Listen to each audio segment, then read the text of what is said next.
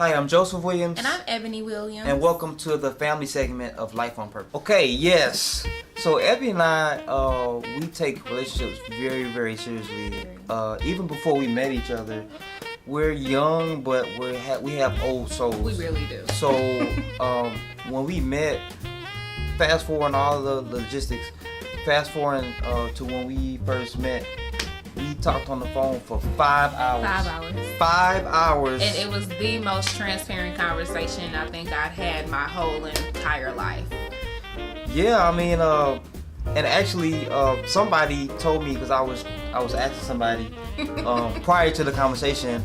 I was saying, I want to talk about this. I want to talk. He said, no, don't do that. Don't do that. Just kind of ease into it. But I have to be myself. Yeah. I have to be myself. So, I mean, we delved right into the conversation. Right into it. Just Yes. getting to the nitty gritty. Yes. Like, okay, This is what I stand for. I date to marry. This isn't something casual. Where do you stand?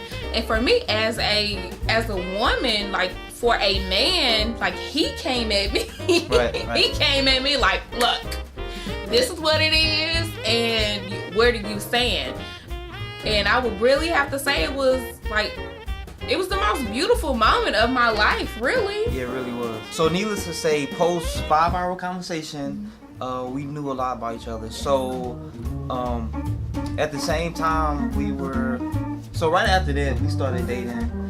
And well, I guess you can say we started dating. We really more so, it was definitely we were talking. a We were just courtship. talking. It was we a just courtship. talking. We was just what they call talking. Yeah. So we were talking, and because we take relationships so serious, is that we were just honest with ourselves and honest with God, and just said, okay, we're gonna take this to God. Yeah. And if He's for it, we're gonna be for it. Exactly. If He's not then with it, we're not gonna be with it either.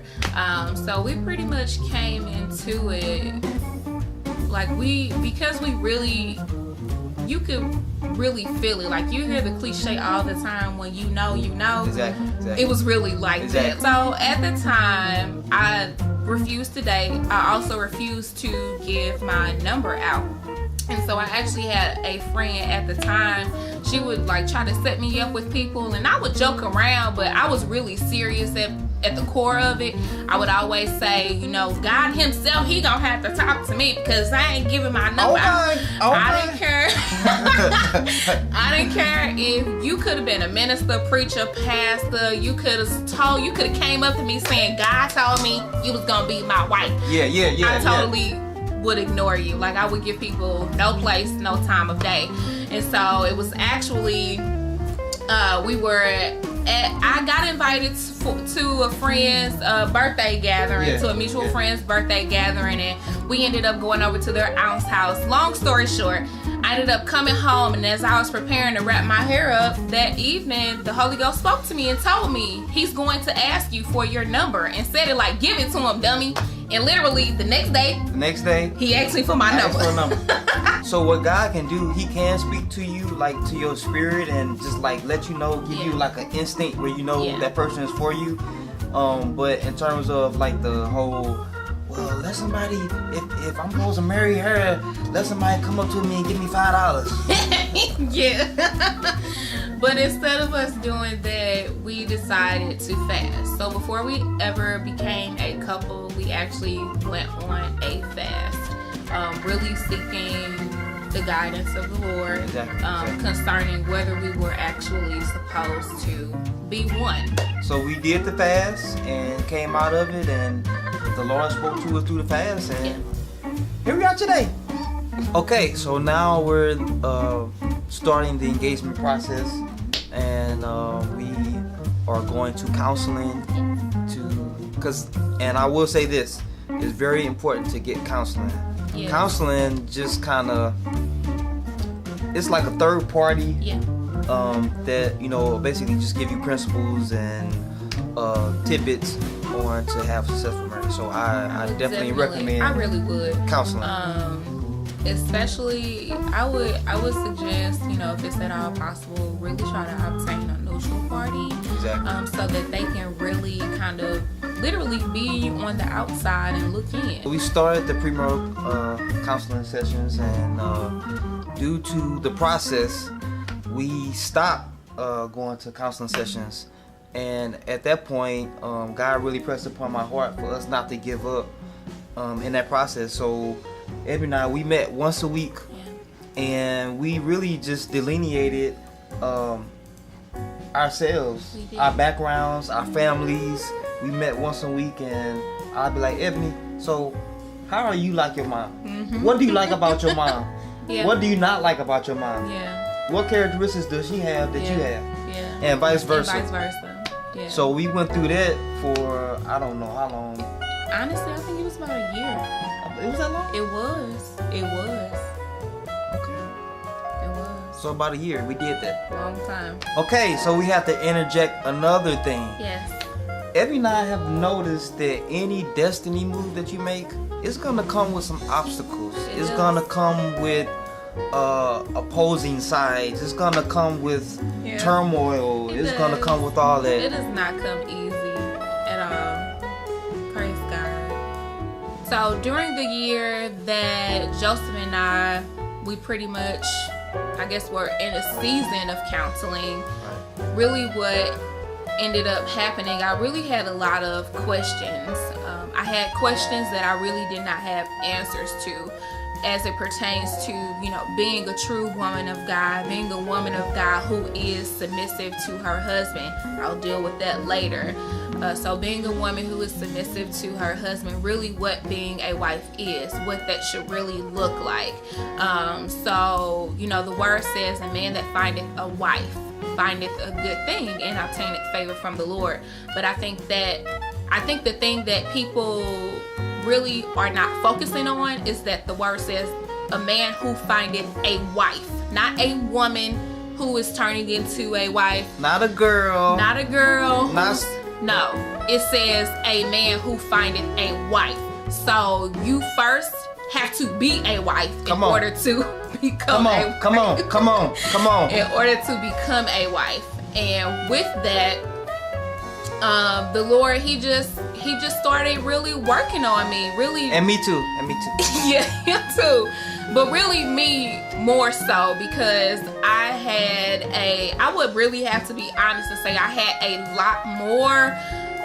had way too many clothes that were not ever meant for me to put on. So during that process, I had to take that off. And actually people that I'm close to, that I have the privilege of having this conversation with, I often tell them that year, I really felt like I was shedding skin constantly. So I constantly felt vulnerable. I constantly felt naked because of that.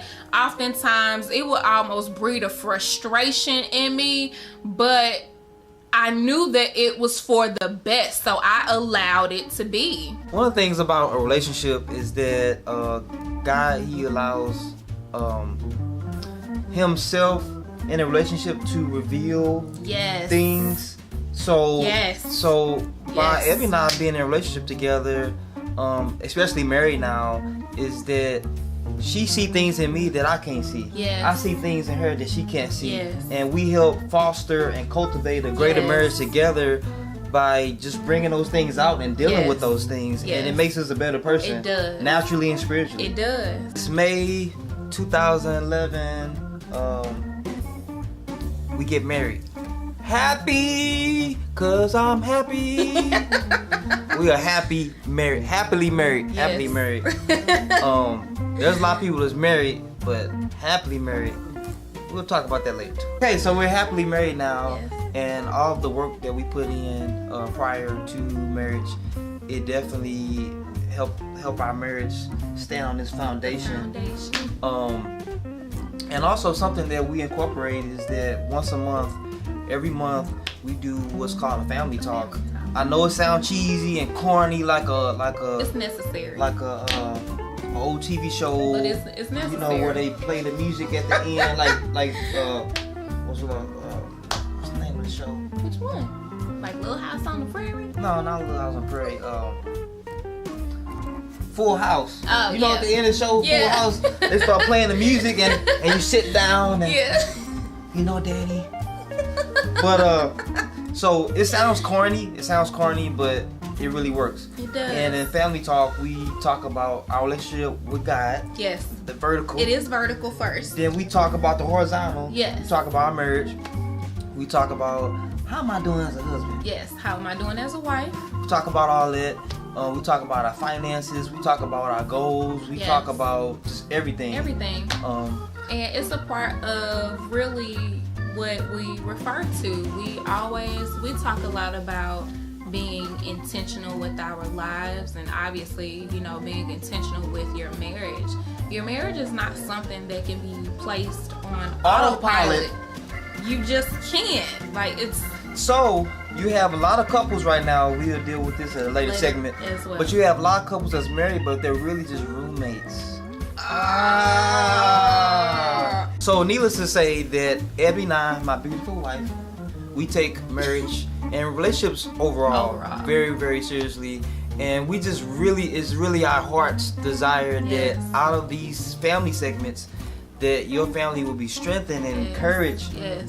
Marriage is a very honorable thing before God. It's a great thing. It's a wonderful thing. So we just through our own slip-ups, mess-ups, golden nuggets that we've learned, we just want to impart that to you, so that you can just really just live life to its fullest, live a life that's on purpose in regards to your relationships, your marriage. All right, everyone. So thanks for tuning in, and we really, really, really hope that this has inspired you, and maybe we've said some things that, you know, that you can actually grasp and utilize. Using it is the most important thing to us.